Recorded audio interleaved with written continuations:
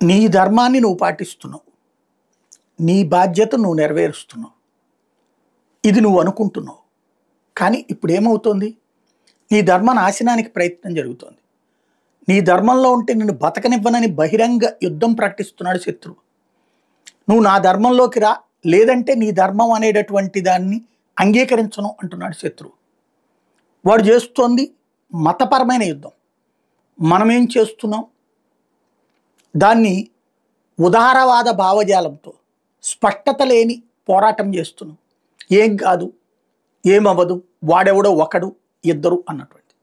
ఇక్కడ తీవ్రవాదం తప్పని ప్రతి ముస్లిము స్పందించాల్సిన సందర్భం, మతరాజ్య స్థాపన తప్పని ప్రతి ముస్లిము స్పందించాల్సిన అంశం. ఎంతమంది స్పందిస్తున్నారు? అలాగే మత ఉన్మాదం లేదా మత మార్పిడి తప్పని ప్రతి క్రైస్తవ దేశం స్పందించాల్సిన సమయం. మత మార్పిళ్ళు వద్దని చెప్పాల్సినటువంటిది క్రైస్తవ దేశం. ఎంతమంది చెప్తారు? ఎంతమంది క్రైస్తవులు చెప్తారు? వాళ్ళు ఎవరు చెప్పట్లేదు. ఇక్కడ మత మార్పిడులు హిందువుల మీదనే టార్గెట్. బలవంత మత మార్పిడి ఇక్కడ ఎలాగా? నిన్ను చంపేస్తావు, నువ్వు ఆ మతంలో ఉంటే నిన్ను బతకనివ్వవు. చివరికి నిన్న చనిపోయినటువంటి వాళ్ళ కొంతమంది మహిళలు ఏమన్నారు? మేము ముస్లింలు అయ్యి ఉంటే మమ్మల్ని చంపేవాళ్ళు కదా. ఈ పదాన్ని జాగ్రత్తగా తీసుకెళ్ళడం వాళ్ళ యొక్క వ్యూహం. ఈ సందర్భంలో నీ ఉనికి ఏంటి? ఇప్పటిదాకా నువ్వు పట్టించుకోలేదు. వాస్తవంగా ఈవేళ ఒక పదం ఉంది, అఖండ భారతం అంటుంటాం మనం. ఆనాడు ఉన్నటువంటిది ఏది, బంగ్లాదేశ్ ఏంటినో లేకపోతే పాకిస్తాన్ ఏంటి, ఆఫ్ఘనిస్తాన్ ఏంటి, ఇవన్నీ తీసుకుంటే కాంగ్రెస్ పార్టీ తప్పి ఇంకెవరు అధికారంలోకి రారు. కాంగ్రెస్లో కూడా రాహుల్ని తీసేసి అక్కడ ముస్లిం నాయకుడు ప్రధానమంత్రి అవుతాడు. వాళ్ళు కాంగ్రెస్ పార్టీని తీసేసుకుంటారు. ఎందుకంటే ఇవన్నీ కలిస్తే ఏమవుతుంది? పాకిస్తాన్ ఇప్పుడు ఫర్ ఎగ్జాంపుల్ దేశంలో కలిసిన వాళ్ళందరికీ ఓటు ఇవ్వాలి కదా.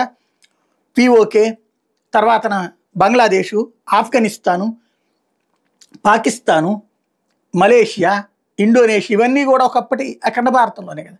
అవన్నీ కలిస్తే ఏమవుతుంది? ఇస్లామిక్ రాజ్యం అవుతుంది, ప్రపంచంలో అతిపెద్ద ఇస్లామిక్ రాజ్యం అవుతుంది. వాళ్ళ ఉద్దేశం కూడా అదే. వాళ్ళ ఉద్దేశం కూడా అదే. ఇక్కడ గుర్తుపెట్టుకోవాల్సినటువంటి ప్రతి హిందువు నీ ఉనికి అన్నటువంటి దానికి ప్రశ్నార్థకం చేస్తూ జరుగుతున్న పరిణామాలతో నాకేం సంబంధం లేదు అనుకున్నంత వరకు నిదానంగా అక్కడెక్కడో పాత బస్తీ అని విన్నాం.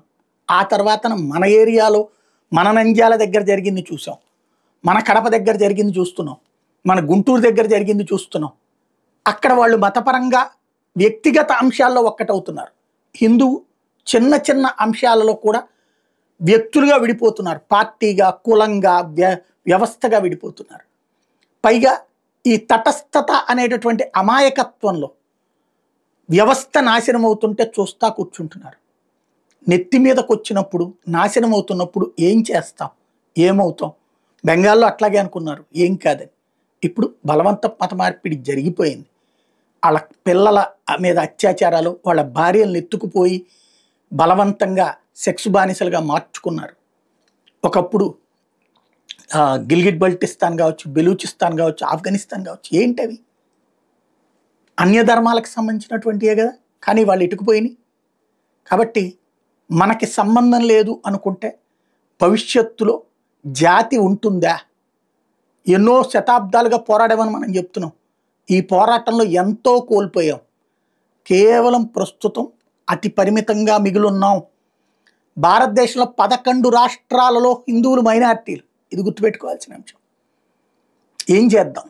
ఆలోచించాల్సిన సందర్భం.